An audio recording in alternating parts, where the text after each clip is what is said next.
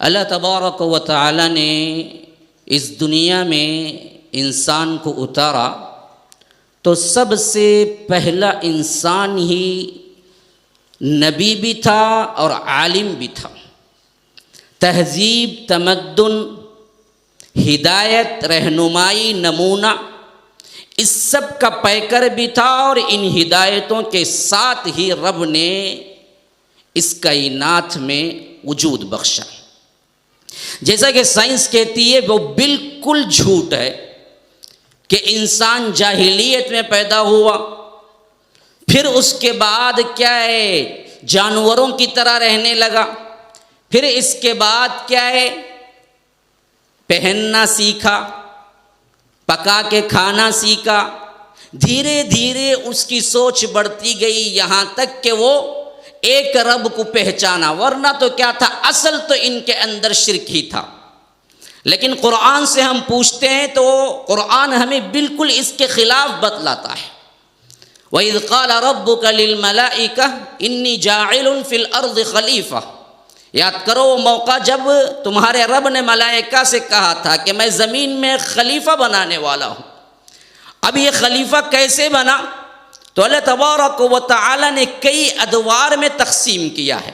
کہیں فرمایا خلقہ من تراب، ہم نے اس کو مٹی سے بنایا، کہیں فرمایا خلقہ من طین، کہ ہم نے اسے طین یعنی وہ جس کے اندر پانی بھی شامل ہو جاتا ہے، چکنی مٹی سے بنایا، کہیں فرمایا کہ من سلالۃ من طین، کہ ہم نے کیا ہے لیسدار مادے سے پیدا کیا، کہیں فرمایا کہ وَلَقَدْ خَلَقْنَا الْإِنسَانَ مِنْ صَلْصَالٍ مِّنْ حَمَإٍ مَّسْنُونٍ وَالْجَانَّ خَلَقْنَاهُ مِنْ قَبْلُ مِنْ نَارِ السَّمُومِ، کہ ہم نے کھنکھناتی ہوئی گارے کی مٹی جس میں بدبو ہوتی ہے اس سے پیدا کیا، اور اس سے پہلے ہم جنات کو آگ کی لپیٹ سے پیدا کر چکے تھے۔ اور آخری میں سورہ رحمان میں فرمایا کہ خلق الانسان کالفخار، ایسے ٹھکری سے بنایا کہ جس میں کیا ہے این کے سا مادہ پیدا، یعنی جس کو تپا کر کے جب وہ چکنی مٹی ٹھکری کی طرح بن جاتی ہے، این جسے ہم کہہ سکتے ہیں، اسے کہتے ہیں عربی میں کالفخار۔ تو فرمایا کہ ہم نے کالفخار سے بنایا۔ پھر اس کے بعد اللہ تبارک و تعالی نے مدارج انسانی کا ایک بہترین نمونہ پیش کیا کہ فرمایا کہ ثم خلقنا النطفة علقة فخلقنا العلقة مضغة فخلقنا المضغة عظاما فكسونا العظام لحما ثم انشأناه خلقا آخر فتبارك الله احسن الخالقین، کہ ہم نے پھر اس سے نطفہ بنایا، نطفہ سے کیا ہے علقہ بنایا، علقہ سے کیا ہے مضغہ بنایا، اس مضغے میں ہم نے ہڈیوں کو چڑھایا اور ہڈیوں پہ ہم نے گوشت کو چڑھایا، پھر اس کے بعد جب اس کو اٹھایا تو ایک اور ہی اٹھان اٹھایا۔ اگر اللہ تبارک و تعالی خالی ہڈیوں سے آپ کو ماں کے پیٹ سے نکالتا تو ایک دوسرے کو دیکھنا تو درکنار، دیکھتے تو 4 دن سو نہیں پاتے۔ کہا کہ نہیں، تمہیں پھر خوبصورت بنا دیا، گوشت چڑھایا، پھر خالی گوشت کے ساتھ ایک ایسی اٹھان، فتبارک اللہ احسن الخالقین، بڑا ہی بابرکت ہے وہ جو سب سے بہترین خلقت کرنے والا ہے۔ جب یہ بنا چکا تو فرمایا کہ فنفخت فیہ من روحی فقعوا لہ ساجدین، جب میں اس میں روح پھونک دوں کہ تم سب کے سب سجدے میں گر پڑنا۔ اللہ کہتا ہے فسجد الملائکہ، سب کے سب سجدے میں گر گئے، کلہم اجمعون الا ابلیس، کہ سب کے سب لیکن مگر ابلیس نے۔ اللہ نے پوچھا ما منعک ان تسجد لما خلقت بیدی، میں نے اپنے دونوں ہاتھوں سے جس کو بنایا، تکریم دیکھو، اپنے آپ کو پہچانو کہ تم ہو کون، اپنی تاریخ نگاہ میں رکھو۔ جو قوم اپنی تاریخ بھلا دیتی ہے اس کو بہت جلد دنیا بھلا دیتی ہے، آج وہی ہمارے ساتھ ہو رہا ہے۔ تو فرمایا کہ کلہم اجمعون الا ابلیس، سب کے سب سجدے میں گر گئے مگر ابلیس کے۔ لیکن رب نے پوچھا تو کیسے پوچھا؟ فرمایا کہ ما منعک ان تسجد لما خلقت بیدی، میں نے دونوں ہاتھوں سے جس کو بنایا اس سے سجدہ کرنے سے کون انکار کیا؟ کیوں انکار کیا؟ کیا معنی ہے؟ ان تتکبر فیہا، تو اس نے کہا کہ پہلا غلط قیاس کرنے والا شیطان ہے۔ کہا کہ انا خیر من، میں بہتر ہوں، خلقتنی من نار وخلقتہ من طین، کہ میں آگ سے بنایا گیا ہوں، وہ مٹی سے، اور مٹی دبتی ہے، آگ اٹھتی ہے، تو میں بڑا ہوا، میں کیوں سجدہ کروں؟ کتاب اللہ، سنت رسول اللہ سامنے آنے کے بعد ایک اصول ہمیشہ کے لیے گرہ میں باندھ لو مسلمانوں، اگر کسی نے اپنے عقلی گھوڑے دوڑائے، اپنے عقل سے اصول لیا جبکہ کتاب و سنت سامنے تھا، تو سب سے پہلے کرنے والا یہ کام شیطان ہے جس نے غلط قیاس کیا۔ کتاب و سنت ہو، قیاس کوئی نہیں، سیدھے سیدھے اپناؤ۔ یہ غلط قیاس ہی سب سے پہلے کام تھا جو شیطان نے کیا۔ شیطان نے شرک نہیں کیا، سب سے پہلا گناہ کا کام جو ہوا کائنات میں وہ ہے غلط قیاس کرنا۔ اللہ نے کہا کہ سجدہ کرو، اس نے کہا کہ انا خیر من، تو اللہ نے کہا کہ انت تکبر فیہا فخرج، نکل جا یہاں سے، انک من الصاغرین، تو چھوٹا بڑھ کر رہنے والا ہے، یہاں میرے اس میں تو نہیں بڑائی کر سکتا۔ اس نے کہا کہ انظرنی الی یوم یبعثون، اے اللہ مجھے اس وقت تک کی مہلت دے دے جب لوگ اٹھا کھڑا کیے جائیں گے، یعنی قیامت تک کی۔ دیکھو شیطان کو بھی معلوم تھا مانگنا ہے تو اللہ ہی سے مانگنا ہے، آج بہت سے مسلمانوں کو معلوم نہیں ہے نا؟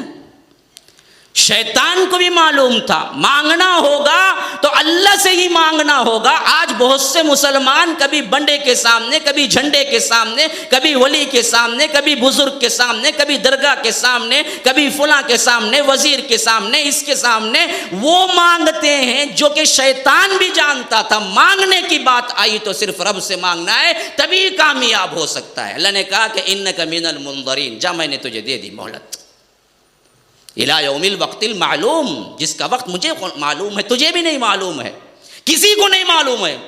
2012 میں کیا ہے، بہت زیادہ شور ہوا تھا، قیامت آنے والا سال ہے۔ ارے کسی کو معلوم نہیں ہے تو پھر کون سا مائی کا لال ہے جو پیدا ہو سکتا ہے اور کہہ سکتا ہے کہ قیامت آنے والا سال ہے؟ کسی کو معلوم نہیں ہے۔ الی یوم یبعثون، اس نے مانگا تو اللہ نے کہا کہ الی یوم الوقت المعلوم، وہ وقت مقررہ مجھے ہی معلوم ہے، کسی اور کو معلوم نہیں ہے۔ تو اس نے کہا کہ اچھا مجھے دھتکار دیا گیا، انک رجیم، تو اس نے بھی ایک چیلنج نما بات کہی، اس نے کہا کہ لأقعدن لهم صراطک المستقیم، میں بیٹھ جاؤں گا صراط مستقیم پر، ثم لآتینہم من بین ایدیہم ومن خلفہم وعن ایمانہم وعن شمائلہم ولا تجد اکثرہم شاکرین۔ اے اللہ میں ان کو بہکانے کے لیے دائیں سے آؤں گا، بائیں سے آؤں گا، آگے سے آؤں گا، پیچھے سے آؤں گا، تو اکثر کو ناشکر گزار ہی پائے گا۔ یہ اس کا کیا تھا؟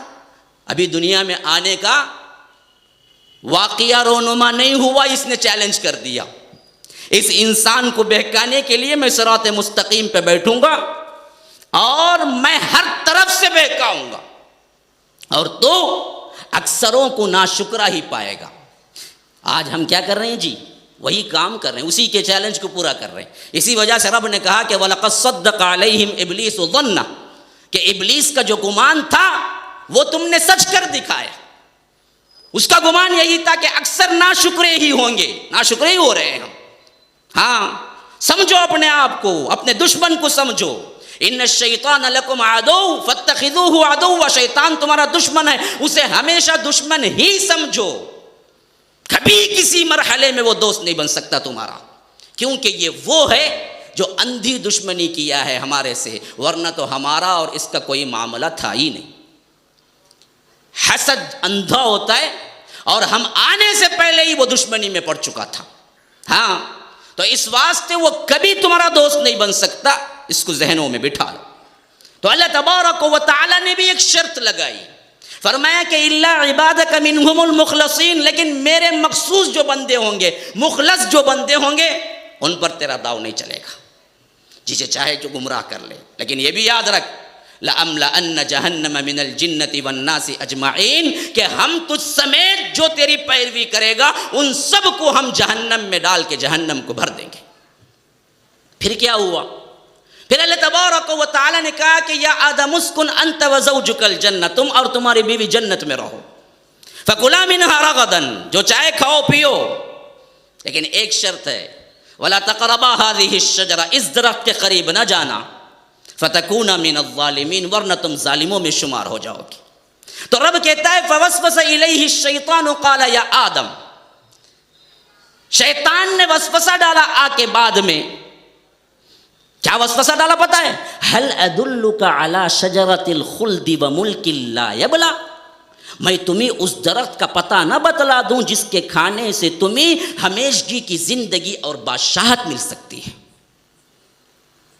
یاد رکھو مسلمانوں، شیطان نے ہمارے اماں ابا کو سب سے پہلے پھسلایا اور بہکایا تو یہی چیز کہ لمبی زندگی اور دنیا کی کشش بادشاہت، کبھی اس کے چکمے میں نہ آنا۔ آج وہی دور ہے جو کہ ایک یا تو لمبی امنگ، لمبی آرزو، لمبی زندگی، یا تو کیا ہے دنیا دنیا دنیا۔ کیا لے کے جا سکتے ہو؟ نہ تمہارے خبر پہ کیا ہے الماری ہے، نہ تمہارے کفن میں جیب ہے، کیا لے کے جاؤ گے؟ اجل ہی نے چھوڑا نہ کسرا نہ دارا، اسی سے سکندر صفات بہارا، ہر ایک لے کے کیا کیا نہ حسرت سے دھارا، پڑا رہ گیا یوں ہی ٹھاٹ سارا، جگہ جی لگانے کی دنیا نہیں ہے، یہ عبرت کی جا ہے تماشا نہیں، یہ کیا لے کے جاؤ گے؟ کوئی بچا ہے؟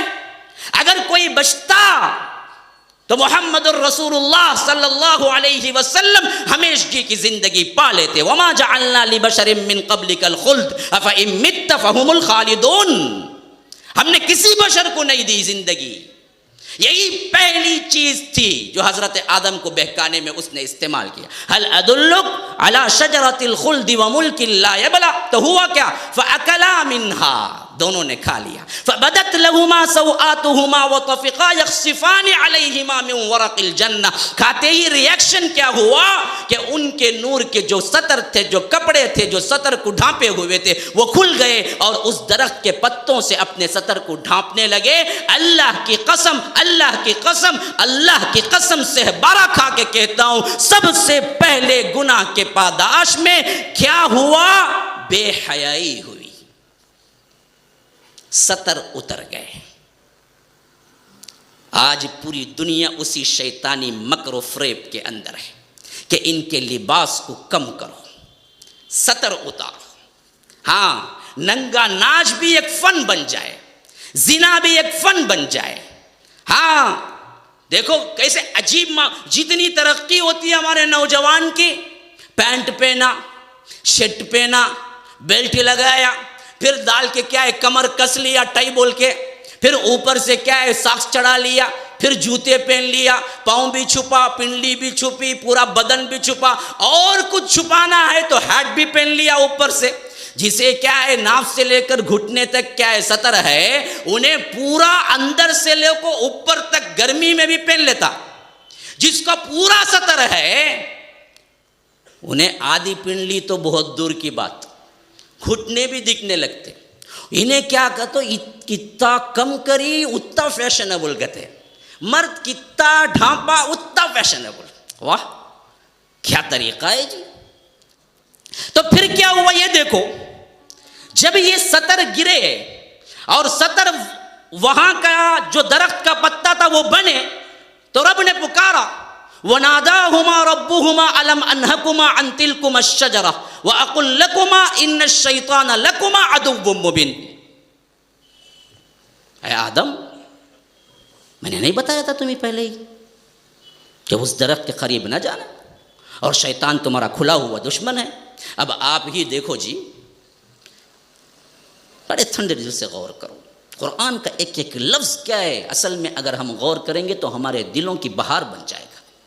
اصل میں ہم نہ پڑھتے ہیں، غور تو بہت، اپنے موبائل لیپ ٹاپ کو تو ہر لمحے پوچھتا رہتا تھا، میرے قرآن کو کبھی اٹھا کے پوچھا تو کیا جواب دو گی؟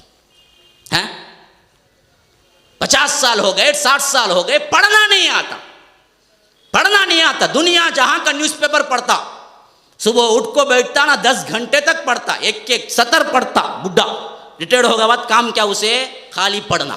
کیا نیوز آج کیا ہے معلوم، کون آنے والی ہے معلوم سینٹرل میں، انہیں ایسا ہے، مایاوتی ایسی ہے۔ اچھا رے یہ سب معلوم نہ، قرآن میں کیا ہے معلوم تجھے؟ ہاں کیا مولوی صاحب وہ سب میرا کام، کہیں وہ مولویوں کا کام۔ ہاں اتنا پڑھتا نا، قرآن پڑھا تو کبھی؟ کئی ایسے بوڑھوں کو میں نے خود دیکھا ہے تو اللہ تبارک و تعالیٰ کہتا ہے کہ یہ شیطان کھلا ہوا دشمن ہے، جبکہ ہم دیکھتے ہیں وہ کھلا ہوا نہیں، چھپا ہوا ہے. دیکھیے ابانا یبین سے مبین نکلا ہے، بیان بھی اسی سے نکلا ہے. بیان کا مطلب ہے کھول کے بیان کرنا، ہاں اسی کے لیے بیان بولتے ہیں. تو ان الشیطان لکما عدو مبین، کہ شیطان تمہارا کھلا ہوا دشمن ہے. حالانکہ شیطان نظر نہیں آتا، کھلا ہوا کہاں سے، وہ تو چھپا ہوا ہے. تو اللہ نے کھلا ہوا کیوں بولا، پھر کیوں بولا؟ اللہ کبھی جھوٹ بول سکتا ہے؟ نعوذ باللہ.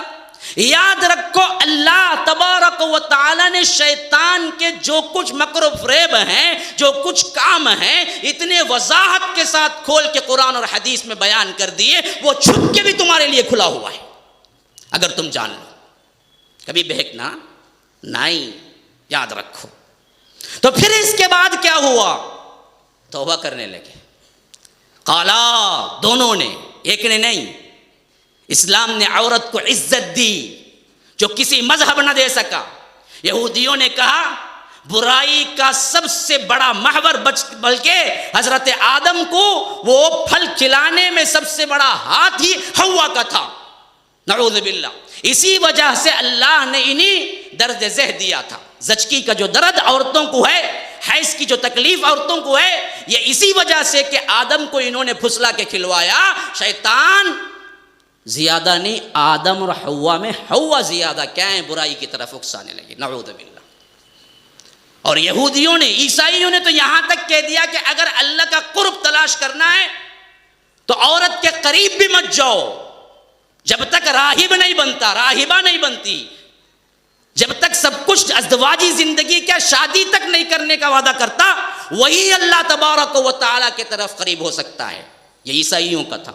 ہندوستان وغیرہ کے ماحول میں کیا تھا، اتنی بری قرار دی گئی تھی عورت کہ اگر شوہر مر جاتا تو جینے کا حق نہ ہوتا بیوہ کو، حتیٰ کہ شوہر کے چتا کے ساتھ اس کو بھی جلا دیا جاتا. اور اسے کہتے ستی کی رسم، جو کہ 1905 تک چلتی رہی، حتیٰ کہ گاندھی نے بعد میں قانون بنایا. ورنہ ہندو قانون میں یہی تھا کہ شوہر کے بعد جینے کا حق نہیں ہے، اس کو بھی جل کے مر جانا چاہیے. روم ایران کے اندر بے حیائی اتنی بڑی کہ عورت کی کوئی عزت نہ رہی اور خود بادشاہ اپنی بہن سے نکاح کر کے بیٹھا ہوا تھا. یہ حالات تھے جس میں محمد الرسول اللہ صلی اللہ علیہ وسلم تشریف لائے. تو رب نے کہا کہ قالا ربنا، دونوں نے ایک ساتھ گناہ کیا، دونوں نے ایک ساتھ معافی مانگی. قالا نہیں، قالا تثنیہ کا صیغہ ہے. تو فرمایا کہ دونوں نے مانگا، یعنی دونوں برابر کے شریک تھے گناہ میں، کوئی کم کوئی زیادہ نہیں. دونوں کو پھسلایا شیطان نے. اے ہمارے رب، ہم نے اپنے جانوں پہ ظلم کیا. وَإِن لَّمْ تَغْفِرْ لَنَا، تو نہ معاف کرے گا، وَتَرْحَمْنَا، تو نہ رحم کرے گا، لَنَكُونَنَّ مِنَ الْخَاسِرِينَ، ہم تو خسارہ اٹھانے والوں میں سے ہو جائیں گے. تو رب نے کہا فَتَلَقَّى آدم، ہم نے کیا ہے، قبول کر لیا. فَتَابَ عَلَيْهِ، ہم تو توبہ قبول کرنے والے، انہو هو التواب الرحیم. لیکن رہنا نہیں ہے. توبہ تو قبول ہو گئی لیکن اب جنت میں رہنا نہیں ہے. فرمایا قلنا اہبطوا منہا جميعا، تم سب کے سب اتر جاؤ. جہاں پر کیا تھا، ایک گروہ آدم اور حوا کا تھا تو ایک گروہ شیطان کا تھا، سب کو ملا کے نیچے اتار دیا. اب یہاں سے زندگی کا آغاز ہوا. جو بات میں نے کہی نا، وہاں یہاں آ کے کیا ہے وہ بات جوڑ لیجئے کہ جب رب نے یہاں اتارا تو کیا نہیں کیا، شتر بے مہار بنا کے نہیں اتارا کہ جو چاہے تمہیں پسند آئے کرتے رہو. نہیں، فرمایا کہ فَإِمَّا يَأْتِيَنَّكُم مِّنِّي هُدًى فَمَن تَبِعَ هُدَايَ فَلَا خَوْفٌ عَلَيْهِمْ وَلَا هُمْ يَحْزَنُونَ. میری طرف سے اب ہدایتیں آتی رہیں گی، جو کوئی ان ہدایتوں کی پیروی کرے گا اس کے لیے نہ کوئی خوف ہے نہ کوئی رنج ہے. یہ بقرہ میں ہے. طٰہٰ میں فرمایا کہ فَمَنِ اتَّبَعَ هُدَايَ فَلَا يَضِلُّ وَلَا يَشْقَىٰ، کہ جو کوئی ان ہدایتوں کی پیروی کرے گا وہ نہ گمراہ ہوگا نہ بدبخت ہوگا. اللہ نے کتاب و سنت کو اپنانے والے، اللہ کی ہدایات پر عمل کرنے والوں کے لیے 4 ذمہ داریاں لی. کہا کہ خوف نہیں ہوگا، رنج نہیں ہوگا، بدبختی نہیں ہوگی، گمراہی نہیں ہوگی. یہ چاروں ہمارے اندر موجود ہیں. تو کیوں؟ یا تو ہم جھوٹے ہیں کہ کتاب و سنت کا دعویٰ تو ہے، عمل نہیں ہے، یا تو اللہ کا قول جھوٹا ہے جو کبھی نہیں ہو سکتا. ومن اصدق من اللہ حدیثا، اللہ سے بڑھ کر سچ بولنے والا اور کون ہے؟